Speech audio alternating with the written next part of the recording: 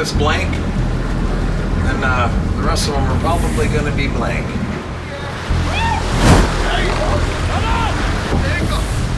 Roger. Nice big boys.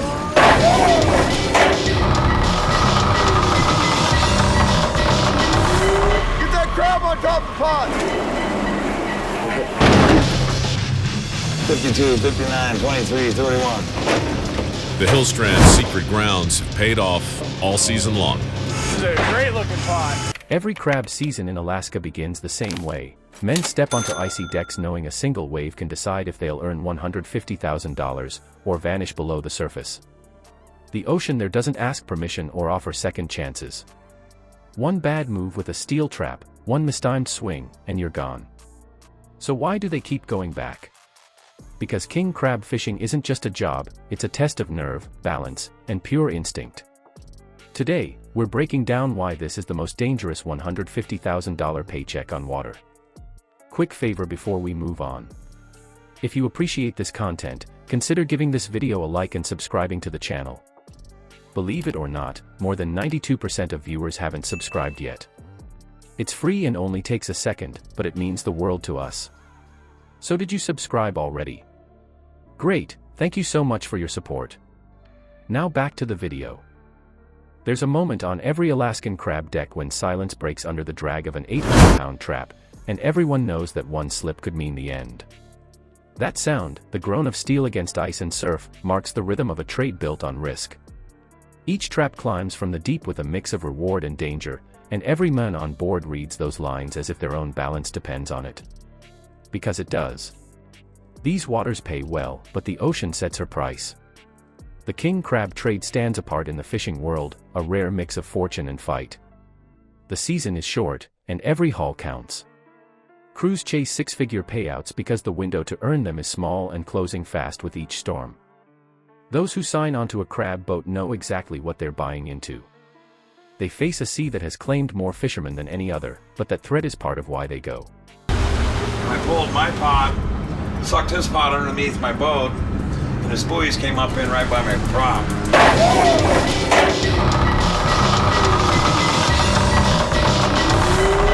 Crab on top of the pot. I traced the wizard going right up one of my strings, popper pot. Well, I set this here 6 days ago, Keith. We got it made in the shade, pretty much. A full trap can hold the same value as a paycheck back on land, and that lure is stronger than comfort. Out on the water, the idea of safety fades into a kind of calculation. How much can you haul before the sea decides otherwise? Every movement on deck demands precision. The metal floor stays slick with saltwater spray, ice, and the crushed shells that slide underfoot. Wind cuts through every layer of gear until your muscles stiffen with the cold. And still, the crew works at speed. The danger isn't the cold alone, it's the clock. Every trap must come up fast enough to beat the storm, but slow enough to keep the rig from seizing or capsizing. When the deck tilts and the winch hums, timing becomes survival. Miss one moment, and a line can snap like a whip. That cycle of haul and reset wears a body down fast. The long shifts and swing of machinery test every bit of endurance. You can feel the metal vibration through your boots as if the boat itself were alive.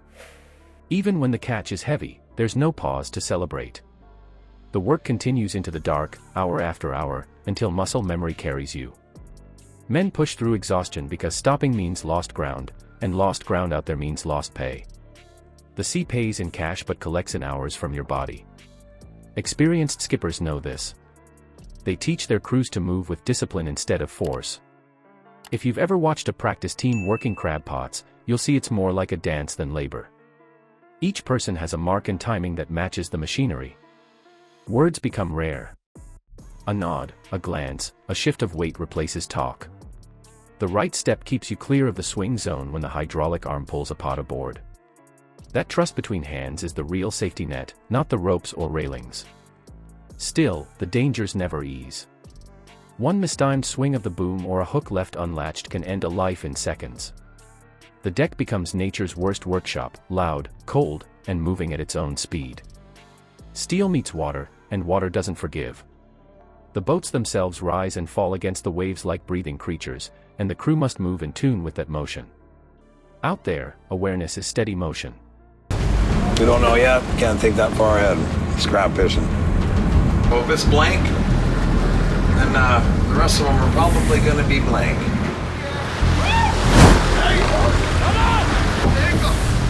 Roger. Nice big boys. Like when we set, there's no gear, and I come back 4 days later, there's a load of gear everywhere. We kicked one off over here. Not on purpose, eh?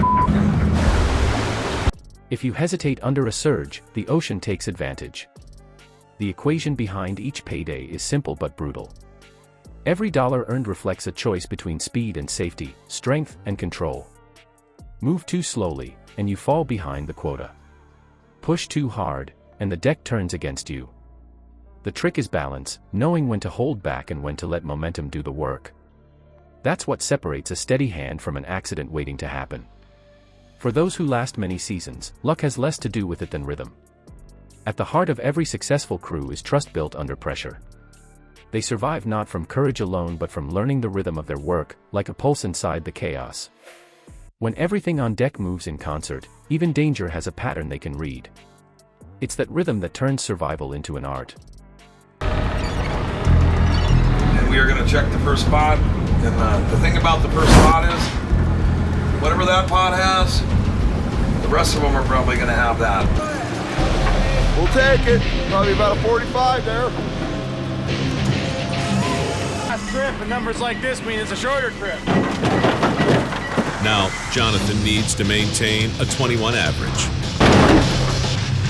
52, 59, 23, 31. The Hillstrand's secret grounds have paid off all season long. This is a great looking pot. And I don't have time to play your games. I could care less about his gear. I could care less where he's fishing. This dance between risk and mastery draws a specific kind of person. They're not running toward danger for the thrill, they're chasing control within it. The king crab deck becomes their testing ground, a place where precision holds value equal to the catch itself. Every hour spent out there builds the calm that keeps them alive.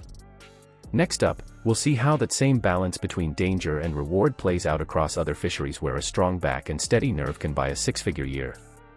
The highest pay in fishing isn't some prize for courage, it's hazard pay for staying steady when everything around you turns hostile.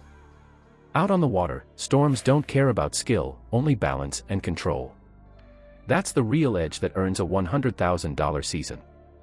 So next time you see a crew hauling traps under floodlights, remember what they're trading every second: discipline for survival, breath for balance. Staying calm there is worth more than the catch. If this glimpse into real ocean work taught you something, subscribe and come along next time as we head deeper into America's most dangerous waters.